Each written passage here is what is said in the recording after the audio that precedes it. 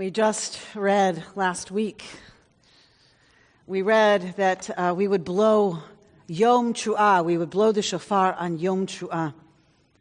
On the first day of the seventh month, there would be Yom Teruah, a sacred day, a day of no work. On the seventh month and on the 10th day of that month is Yom Kippur. So you have to ask yourself, biblically speaking, why would one blow shofar on the first day of the seventh month? It's not Rosh Hashanah, obviously. According to the Bible, it's not the first month, it's the seventh month. Why blow shofar on the first day of the seventh month? Well, a lot of scholars believe it's because they wanted to announce the month, because you could look at the new moon. We go to according to a lunar calendar. So if you look up in the sky, you know it's a new moon. Which new moon is it?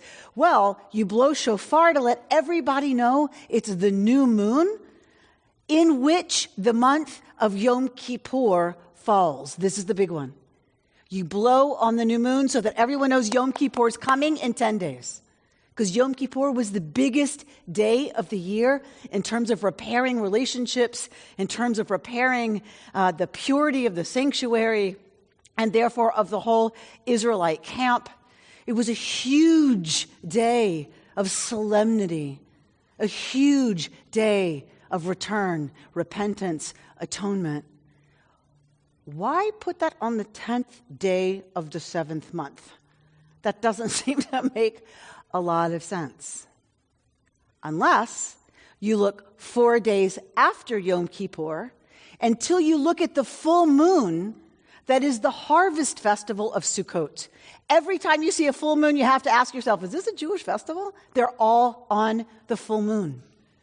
So the full moon of Sukkot is a big, big celebration in biblical Judaism in the temple times.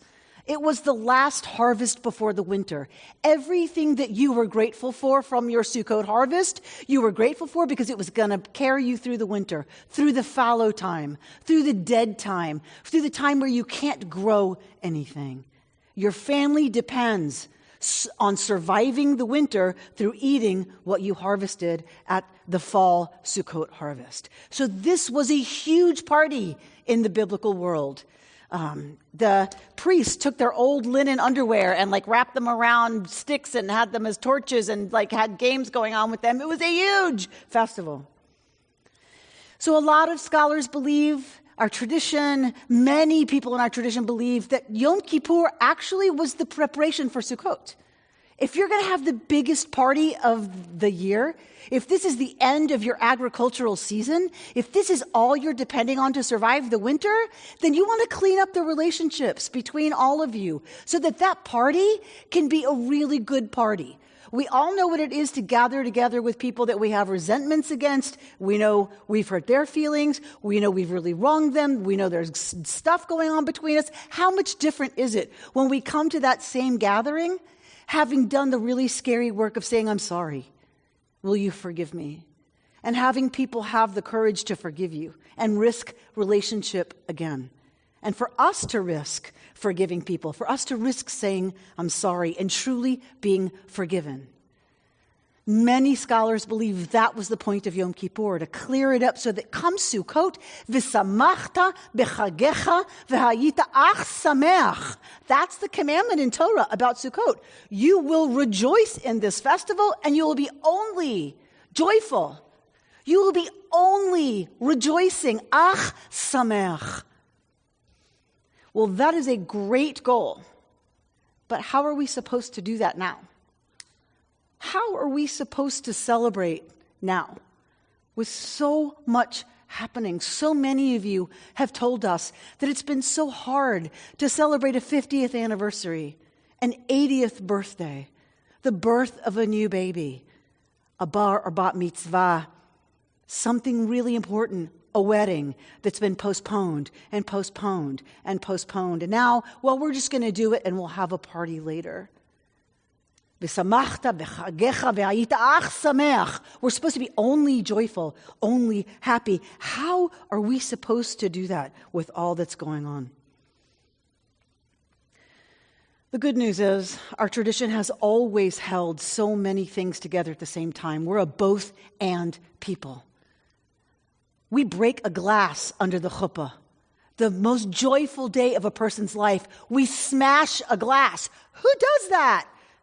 To remember the destruction of Jerusalem, to remember the destruction of so many peoples, to remember the destruction that are so many people's lives. We're a both and people. So Sukkot has always been for us, yes, a time of great celebration. But remember, Israel was completely dependent on rain for their crops. Egypt, neighboring Egypt, had the Nile. That was how their crops could be guaranteed to succeed. You could irrigate from the Nile. Not so in the land of Israel. And the land of Israel was all dependent on rain. And if rain didn't fall during the winter, it meant famine in the spring. So as much as we were grateful for everything we had from the fall harvest, what our pilgrims based Thanksgiving on was Sukkot. Yes, we should be thankful. And always our tradition was aware that we were anxious, deeply anxious about the spring. Because if the rain didn't fall in the winter, our families would starve in the spring. Think about Sukkot. What is the main commandment of Sukkot? To build a sukkah. You build a sukkah. And how is a sukkah halachically kosher? It has to be temporary. 3 walls have to be completely temporary. And it has to blow over if a really strong wind comes. It can't survive a strong wind. So by definition, the sukkah has to be fragile. It has to be temporary. It has to be blow-overable. And we move into the sukkah for a week. So this great samachta bechagecha, you should only be sameach, you should only be happy living in a temporary shelter that could blow over in a strong wind. Something that we put all this energy and effort into decorating, and then it's going to be gone. Think about the other one, the lulav. We bring together the 4 species, and I know you know every trick in the book. You try to wrap a wet paper towel around the bottom of the lulav. You try to keep it in the plastic. You'll put it in the fridge. Guess what? It doesn't matter. Within a few days, the bouquet that is the lulav starts to brown. It starts to die. V'samachta bechagecha. You should only be happy and rejoice in your festival. Well, guess what? We live in a temporary shelter where the rain comes through, it can blow over, and we're supposed to wave this thing that starts to die even as it's put in our hands. So we got it from a long time ago, that we hold both the ability to be thankful for what we have, for our blessings, for the abundance that we know, and to hold at the same time the serious anxiety about what's to come.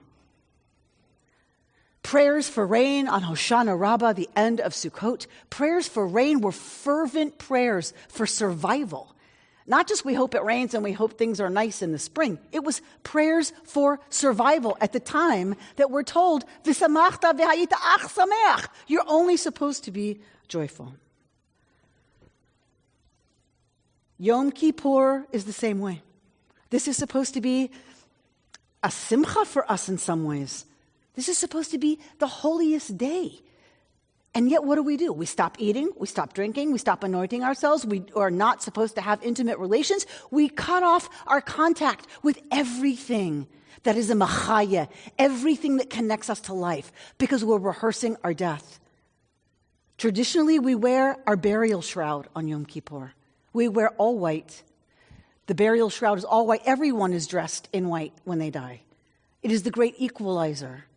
We are supposed to remember that we're going to die, even on this holiest of days. What is our practice? To rehearse our own death, to really enter our understanding of being finite, of being fragile, of being vulnerable. Our Yom Kippur practices, our anxious prayers for rain, are about descending into awareness of fragility so that we may pay attention to that which really sustains us. If we stay in our big houses, we think we're safe.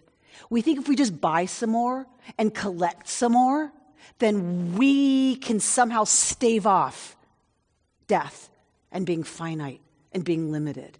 That's what we do in our Western culture. But guess what? It goes back as far as the Bible.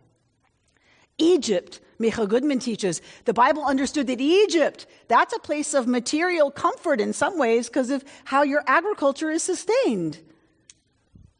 But dangerous for the Israelites in terms of their physical selves and their liberty. The land of Israel, you would think, wow, this is the glorious land, the land flowing with milk and honey. It's all dependent on rain. And Micha Goodman says that's what kept the Israelites humble. The Bible teaches the danger is Egypt, where it's all comfortable and all going to happen all the time. And then you're tempted to say, you know what? I deserve this. I did this. Living in the land of Israel, you know something about your absolute existence is dependent on things outside of your control. At Rosh Hashanah, I talked about mashber.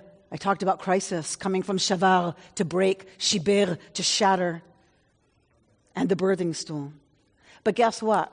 Hebrew is such a rich and old language that that same root, shin, vet, resh, shavar, if you change the vowels and you change the context, shever actually means grain, nourishment, sustenance, grain, that which has come from something that's broken open, something that has been threshed. But how do you get shever? How do you get nourishment? How do you get grain? Many times in Torah, the most times we see shever, this word, it's not used, usually you say harvest, crop, bounty, produce. When is shever used? Shever is used when there's a famine and you need rations. So how do you get shever? To get shever, Joseph, you remember the story of Joseph? They have to go down to Egypt. They have to go into the dangerous place of Egypt to get shever, to get nourishment. And so the rabbis ask, well, Jacob's family has to go down to Egypt, and we know what happens to Joseph. He's had a lot of goings down. He got thrown into the pit by his brothers who were jealous and hated him for no reason.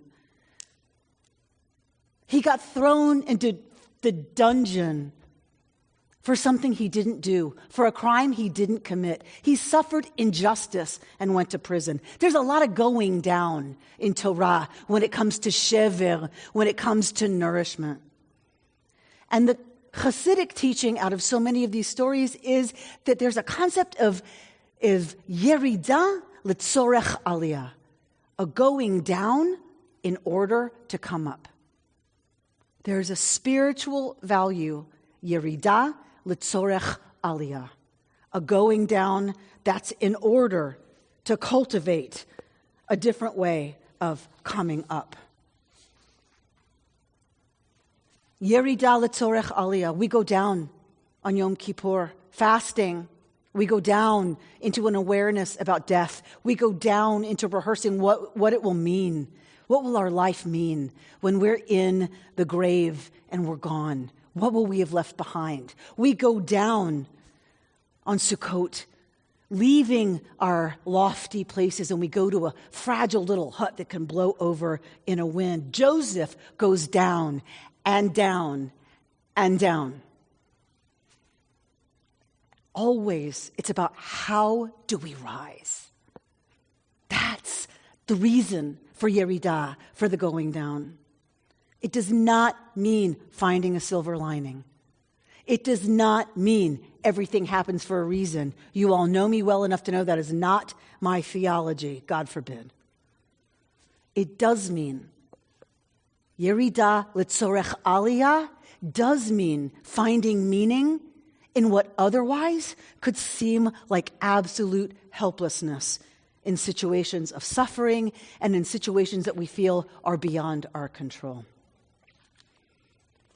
Yerida litzorech aliyah.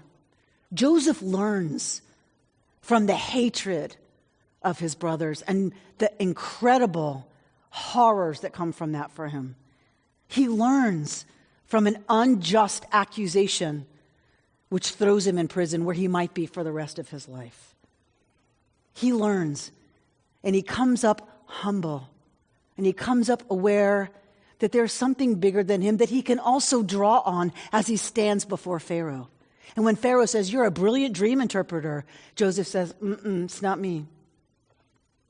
It's God working through me." That's what he learned in the pit. That's what he learned in the dungeon.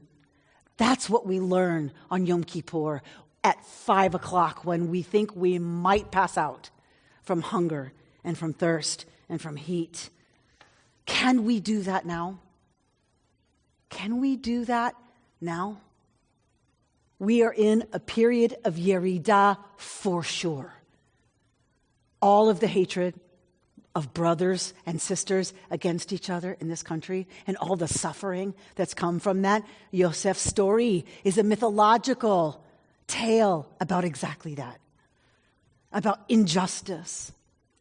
Injustice that could have meant his life, that could have turned him into somebody extremely bitter and broken.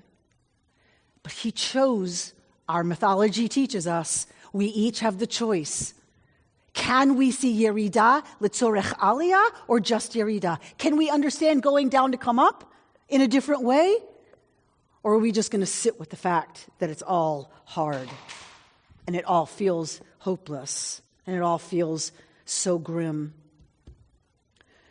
It's easy for each of us to think there's nothing we can do. Actually, it's way bigger than us. It's way bigger than us.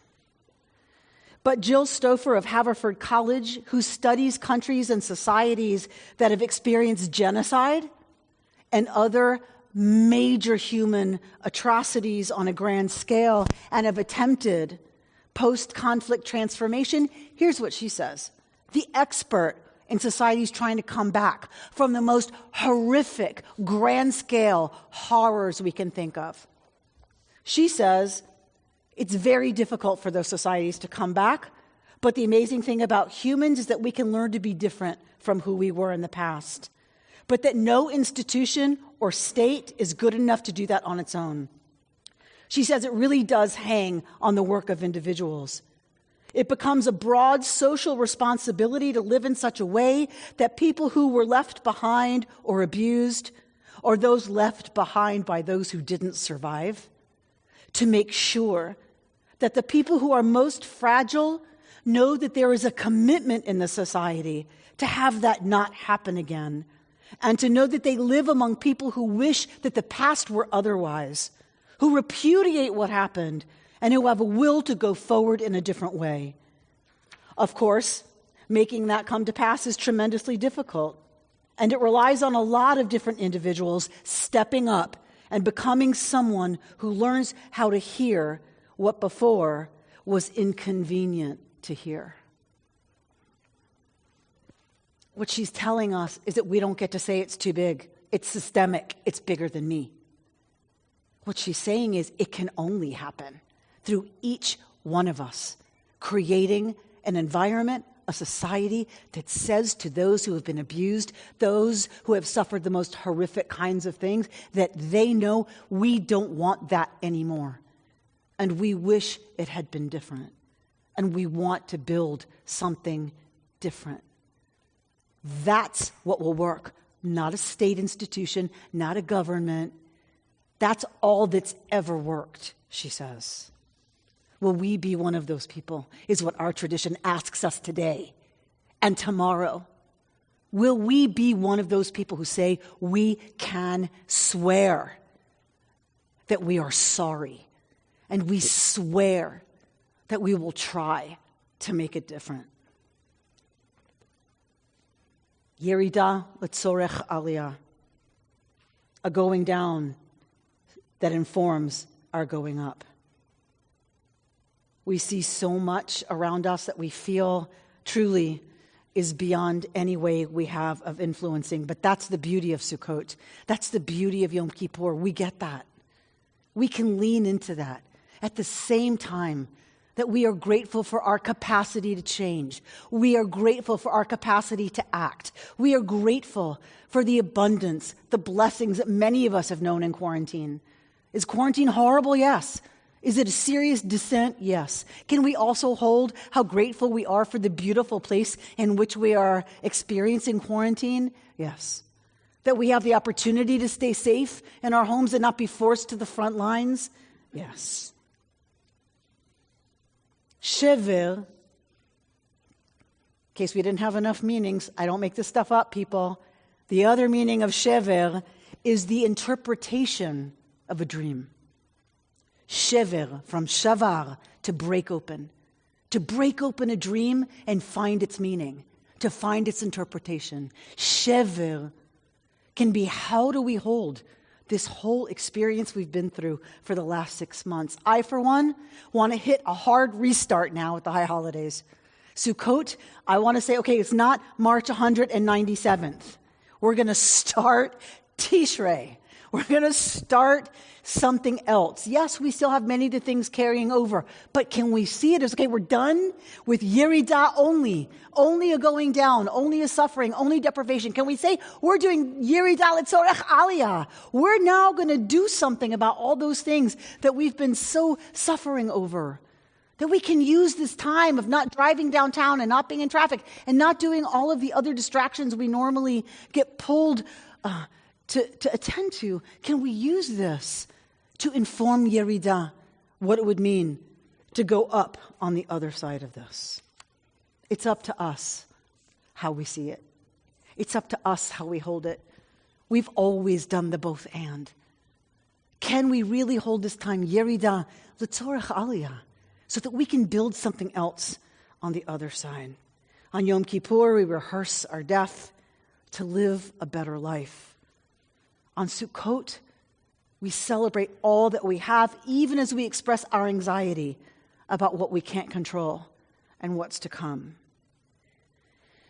Shavar holds all, shever, shavar, shiber, all of the meanings we've talked about over the last 2 holidays. Breakage, shattering, crisis, birthing stool, the moment of greatest pain and danger while giving birth, nourishment as grain, and the interpretation of a dream which gives it its meaning. If our tradition can preserve in one 3-letter root, if our tradition can preserve all that in the same 3-letter root, how do we dare not?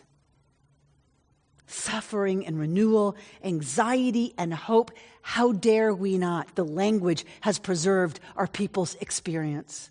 We hold all of them together. So we could say this is the worst year ever. Do you know that cartoon about the Back to the Future guy who comes to the guy? I'm so bad about some of this stuff, but the old guy who comes to the guy in the car and he can drive the car back and forth, to times in the past and in the future. And the old guy comes to him and he says, "Never, never, never said it for 2020." Back to the Future. We could say 2020, one of the worst years ever. Without a doubt. We could say that. So an 11th grade class in a Lubavitch school in Crown Heights, New York was asked, they were given the assignment to write a poem, "The Worst Day Ever." I might translate this into the worst year ever. And so Chani Gorkin, an 11th grader, was given this assignment. But she was raised in our tradition. So she wrote a poem, her worst day, the worst day ever. You might put the worst year ever if you'd like. And here's how she wrote it. She wrote it in short lines that if you read it down, it has one message. Yerida, going down, and how bad it is, and how bad it can be, and how bad we've let it become. We're responsible for all of that. But she wrote it so that if you read the same poem, those short lines up, Aliyah, it's a whole different message. An 11th grader understood our tradition so beautifully. Here are her words. The worst day ever. Today was the absolute worst day ever. And don't try to convince me that there's something good in every day. Because when you take a closer look, this world is a pretty evil place, even if some goodness does shine through once in a while. Satisfaction and happiness don't last, and it's not true that it's all in the mind and heart, because true happiness can be attained only if one's surroundings are good. It's not true that good exists. I'm sure you can agree that the reality creates my attitude. It's all beyond my control. And you'll never in a million years hear me say today was a very good day. The very last line. So anyway, that's where it ends. All right. Today, you'll never in a million years hear me say today was a very good day. Here's how it goes if you read it the other way. Today was a very good day. And you'll never in a million years hear me say, it's all beyond my control. My attitude creates the reality. I'm sure you can agree that it's not true that good exists only if one's surroundings are good. True happiness can be attained because it's all in the mind and heart. And it's not true that satisfaction and happiness don't last. Some goodness does shine through once in a while, even if the world is a pretty evil place. Because when you take a closer look, there's something good in every day. And don't try to convince me today was the absolute worst day ever. We descend into darkness only to go down, or we descend in order to rise up. It's up to us. Gemar Tov.